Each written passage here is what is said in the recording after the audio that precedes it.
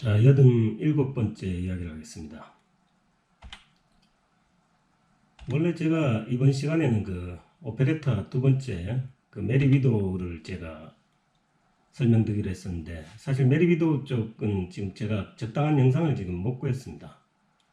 뭐 내용하고 영상이 다 좋아야 되는데, 지금 실제 뭐 화질이 너무 떨어진다든지 너무 오래되었다든지 뭐 실제 그 출연 배우들이 너무 지명도가 떨어진다든지 뭐 이런 여러 가지 이유로 제가 적당한 영상을 구하지 못해서 모차르트 오페라를 그렇게 소개를 못 드렸죠. 마술피리 한 작품 외에는. 그래서 오늘은 이제 모차르트 작품 중에서 이제 가장 두드러진, 결국 이제 두 명의 천재가 만나서 지금 이제 만들어낸 그 모차르트 작품 세 가지를 시리즈로 연속해서 설명을 드리도록 하겠습니다. 자, 모차르트와 로렌조 다폰테의 만남입니다. 우리가 보통 이 두 사람의 만남을 이제 천재와 천재와의 만남이라고 그렇게 얘기를 하죠. 과연 모차르트도 뭐 위대한 작곡가긴 했지만 그 오페라 분야에서 로렌조 다폰테가 없었다면 그 위대함이 극대화되었을까 하는 이런 문제. 그 다음에 로렌조 다폰테 입장에서도 뭐 이 사람이 굉장히 대단한 그 대본가이긴 했지만 모차르트 같은 위대한 천재를 만나지 못했으면 과연 이런 후대에 남는 역작이 나올 수 있었을까 하는 이런 부분에 대해서 이제 얘기들이 있기 때문에 사실 이 두 사람의 만남은 대단히 뭐 역사적인 사건이죠. 자, 그래서 만든 세 작품, 돈 조반니, 피가로의 결혼, 코진 판투테.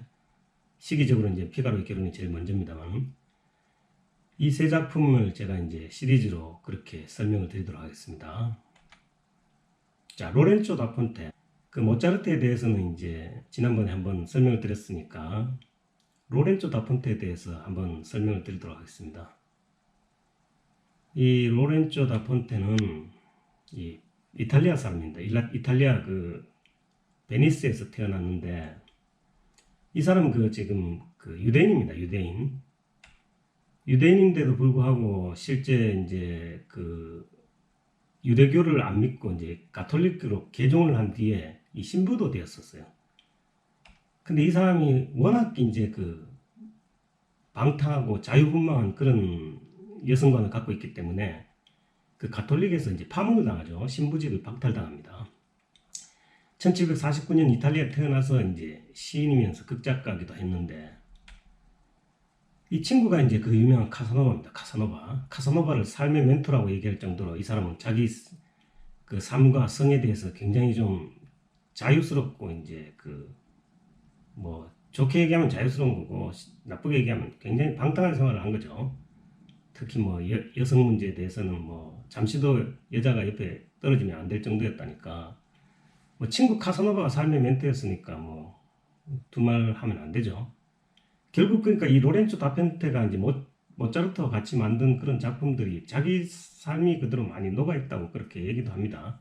특히 돈 조반니 같은 경우는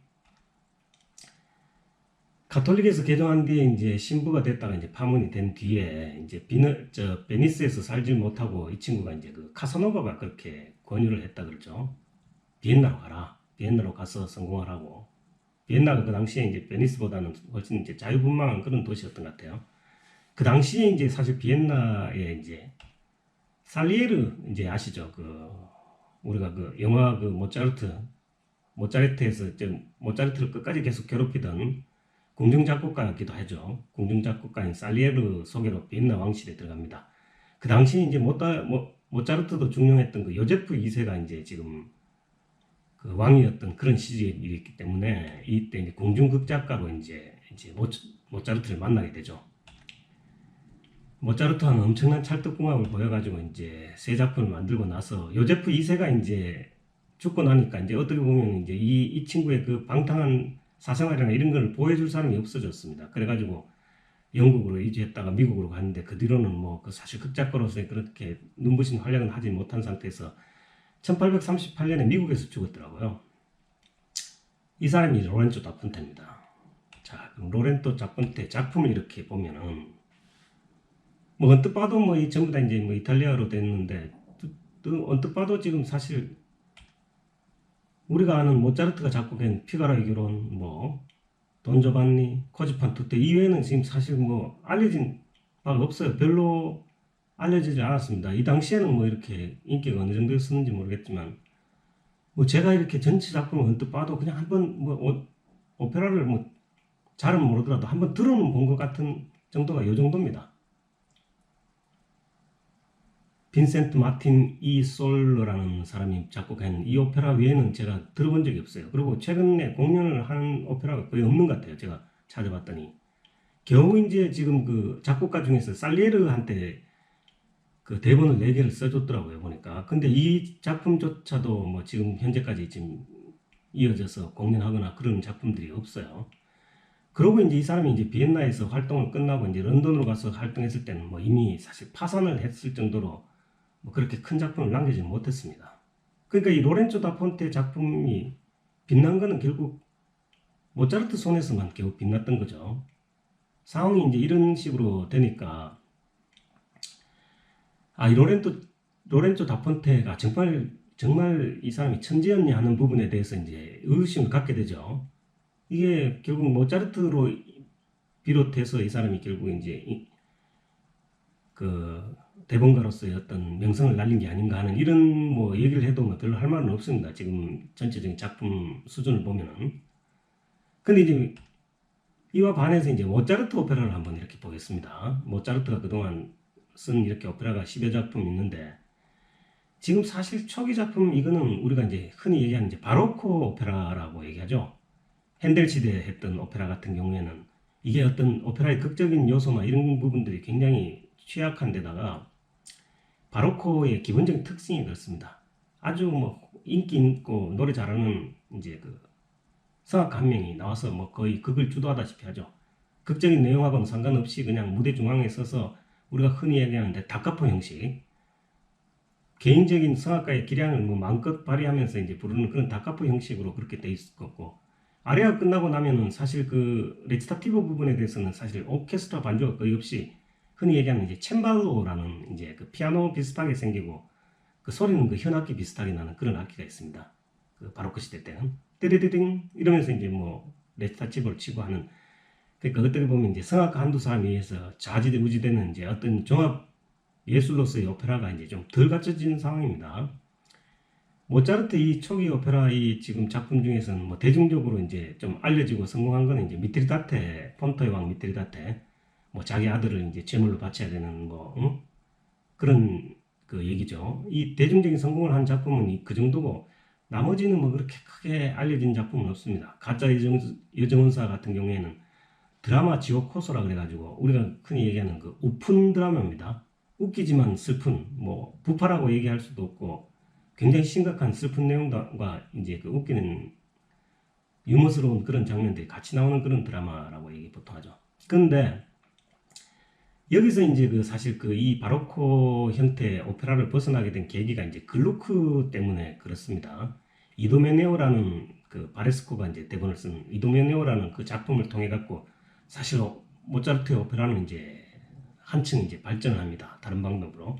그 다음에 후궁탈출이나 징슈피를 만들고 뭐 이런 식으로 해가지고 어느 정도 이제 그 작곡가로서의 역량만 이제 어떻게 보였지만 그래도 궁극적으로 뭐 이것도 완전한 성공이라고 볼 수는 없죠. 궁극적으로 모차르트가 완전히 성공을 하게 된 거는 결국 휘가로의 결혼 때문입니다. 휘가로의 결혼은 비엔나에서 초연을 하고 나서 그 이 작품이 그 헝가리의 프라하까지 전달되면서 프라하에서 훨씬 더 큰 인기를 얻죠. 그래가지고 그 프라하에서 로렌조 다 폰테와 모차르트한테 이제 새로 오페라를 하나, 프라하에서 초연할 오페라 하나를 의뢰한 게 그게 돈조반니거든요. 그러니까 결국 모차르트도 결국 그 오페라 작곡가로서의 그 대성공은 결국 로렌조 다 폰테로 인해서 거둔 성공이 크다고 일단 봐야 됩니다. 그러니까 두 사람은 따로 이렇게 떨어져서 보인 어떤 역량이나 작품성보다는 결국 두 사람이 만나서 이룬 업적이 훨씬 크니까 결국 각자 독립적인 천재가 아니고 천재와 천재가 만나서 결국 이뤄낸 그 작품 세계가 피가로의 결혼, 돈조반니, 코지판 투테입니다. 이 사실 우리가 모차르트의 이제 그 3대 오페라라고 보통 얘기하면은 피가로의 결혼, 돈조반니가 이제 마술필입니다. 징슈필 그 모차르트의 어떤 보면 이제 마지막 그 죽기 전 몇 개월 전에 이제 초연을 했던 마술필인데, 사실 마술필이야 뭐 물론 로렌조 다폰테가 대본을 쓴 건 아니지만 이후에도 그 대본 전체를 그 모차르트가 거의 다 이렇게 손을 많이 댔대죠. 그것도 이제 로렌조 다폰테의 영향이 아닌가 싶어요. 그 마술필이는 이제 그 이후 작품이니까 어쨌든 로렌조 다폰테와 이제 오페라 작업을 한 그 이후 작품들이 거의 지금 이제 빛을 보는 그런 형태니까 뭐 모차르트도 혼자서는 결코 이제 성공한 게 뭐 100% 성공할 수 있었다 이렇게 얘기할 수 없는 상황입니다. 결국 그러니까 두 사람의 만남이 결국 이제 후대에 이렇게 이어지는 모차르트의 대작들 만든 거라고 그렇게 봐도 되는 거죠. 휘가르 그런 돈조반니 마술피리가 이제 3대 모차르트의 작품이죠. 자, 이 지금 그 모차르트와 이제 로렌조 다폰테와의 관계를 아주 적나라하게 이제 표현한 이 영화가 이제 돈조반니가 있습니다. 이 영화 돈조반니라는 그 오페라 내용하고는 틀립니다. 돈조반니라는 오페라를 만들게 된 그 배경을 이제 그린 그런 영화입니다. 언제 시간 나시면 한번 보시면, 그래서 보시면은 로렌조 다폰테와 이제 모차르트의 어떤 관계를 알죠. 그러니까 이 로렌조 다폰테가 이제 비엔나로 가게 된 거는 이제 카사노바 때문입니다. 친구 카사노바가 무지 친했으니까요. 카사노바 아시죠? 이 돈조반니와 그 돈 후안과 함께 희대의 이제 엽기적인 이제 그 우리가 뭐라 그러죠? 그 이제 하여튼 뭐 그런 게 있습니다. 그러니까 막 그 성적으로 그냥 엄청나게 유명한 두 사람입니다. 자, 이 글루기 아까 내가 영향을 미쳤다 그랬는데, 글루기 결국 이제 바로코 시대의 오페라가 이제 이탈리아 본격적인 이제 오페라로 진입을 하게 된 결정적인 계기를 글루기 이제 제공했다 그랬죠. 글루기 저번에 제가 말씀드린 오르페오와 에우리디체라는 이제 오페라, 신화를 바탕으로 한 오페라도 쓴 사람인데, 이 사람이 이제 그 오페라사에 끼친 영향이 이렇습니다. 시는 음악 표현의 기초가 되면 음악은 시에 종속한다. 그러니까 이제 음악 위주의, 성악 위주의 그 오페라는 이제 지향하자는 얘기고요. 그 다음에 아리아와 레치타티브의 구별이 없어야 된다는 거죠. 그러니까 아까 얘기했다시피 이제 아리아는 멋지게 오케스트라 반주에 의해서 아리아를 하고 나서 그 뒤에 이제 레치타티브는 음악적인 그런 오케스트라 지원을 받지 못하고 챔발로 하나만 겨우 이렇게 해갖고 해가는 안 된다는 거죠. 이탈리아에서 이제 레치타티브도 이제 전부 다 오케스트라 반주를 받습니다. 그 다음에 가수의 그 개인적인 기교나 이런 게 사실 너무 이제 필요 이상으로 돼서는 안 된다는 거죠. 성악가의 의존도를 낮추고 극적인 효과를 이제 넓히자는 거죠. 결국 이게 이제 오페라가 이제 극적인 요소를 이제 분위기가 맞아야 된다는 거죠. 성악가의 음악도 그 극적인 분위기가 반드시 맞아야 된다는 겁니다. 악기도 이제 그게 상황에 맞게 가야 되고, 서곡도 뭐 서곡 하나가 달랑 독립적으로 운영되는 것보다는 극 전체 분위기가 맞아야 되고, 서곡이 마무리될 때 이제 자연스럽게 이제 본극으로 연결이 되는, 사실 돈조반니도 이제 이런 형태의 이제 시도를 실제로 한 그런 작품들입니다. 그리고 이제 독창 위주의 어떤 오페라에서 벗어나서 이제 중창, 합창, 뭐 이중창, 또 춤, 무대, 뭐 이런 발레, 뭐 이런 것까지 전부 다 포함해서 어떤 극적인 효과를 이제 통일성을 갖게 한다는 뭐 이런, 그러니까 어떤 글루기의 오페라에 대한 어떤 안목이 그 당시에 그 뒤에 이제 후세 이탈리아 오페라의 거의 근본적인 어떤 토대가 되는 거죠. 그러면서 이제 훨씬 더 오페라가 발전을 하게 된 계기가 됩니다. 모차르트도 결국 이제 이런 글루기의 영향에 따라 갖고 자기 작품이 이제 그 바뀌면서 어떻게 보면 일취월장한 그런 계기를 갖게 되는 거죠. 자, 이 세 작품의 특징은 이렇습니다.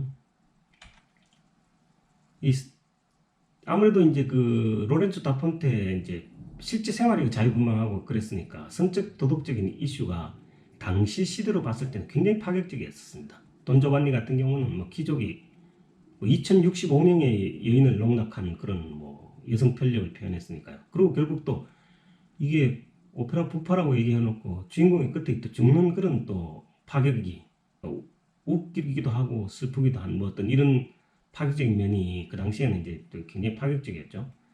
그다음 피가르의 결혼 같은 경우는 이제 그 봉건 영주의 평민 여성에 대한 그 초약권에 대한 어떤 반기를 든 그런 어떤 극적인 요소가 있습니다. 그 당시 봉건 영주는 자기 그 봉건 영토 내에 평민이 결혼을 하기 전에 그 남편과 초야를 하기 전에 그 뭐 영주가 먼저 초야를 갖는 그 초약권이라는 게 사실 인정이 되던 시기였었어요. 그 다음 마지막에 그 코지폰 투때 같은 경우는 사실 연인의 사랑을 시험하기 위해 갖고 아주 그 비도덕적인 얘기죠. 따지고 보면 그 성을 아주 유효화시키고 그 상품화시키는 듯한 그런 느낌. 그것도 사실 당시 도덕적인 잣대로 봤을 때는 굉장히 파격적인 그런 작품들이었었어요. 이 로렌조 다폰테 작품들은 오페라 부파 장르였지만 이제 오페라 부파가 단순하게 웃기는 그런 형태가 아니고 굉장한 메시지를 전달하고 있었죠. 그다음에 국왕 요제프 2세가 그 오페라를 사랑했기 때문에 이제 이런 지원이 있었고 또 그런 비화에서 이제 모차르트나 이제 로렌조 다폰테가 이제 이런 작품들을 만들 수 있었던 것 같아요. 뭐 대중화에 엄청나게 기여했죠. 그 당시에는 이제 그 귀족 일변도에서 벗어나는데 사실 이 두 사람이 기여를 많이 했죠. 그거 이제 고전주의에서 이제 낭만주의 오페라를 넘어가는 그런 기초가 되죠. 사실은 어떻게 보면 이 모차르트 오페라는 그 바로크 시대의 그 내용도 좀 있고 고전주의 정도의 내용과 그다음 낭만주의 오페라의 어떤 내용이 그 전체 오페라에 걸쳐서 자기 작품 중에서 그 세 개가 다 어떻게 보면 그 가미가 되는 어떤 그 커넥션적인 그런 어떤 그 음악적인 장르의 냄새가 많이 풍긴 그런 작품들입니다. 자, 이래서 이제 제가 감상회를 세 작품을 이제 엄선을 했는데 돈조반니는 이제 2016년 뉴욕 메트로폴리탄 작품입니다. 피가의 결혼은 2016년 밀라노 라스칼라. 그다음 코지판 투 때는 2017년 파리 국립오페라 그 바르세유에서 했던 건데 뭐 대단하죠. 이 정도 같으면 이제 메이저 오페라 극장에서 만든 그런 고퀄리티 영상을 보시도록 하겠습니다. 자, 다음은 로렌조 다폰테 돈 조반니 감상회를 하도록 하겠습니다. 감사합니다.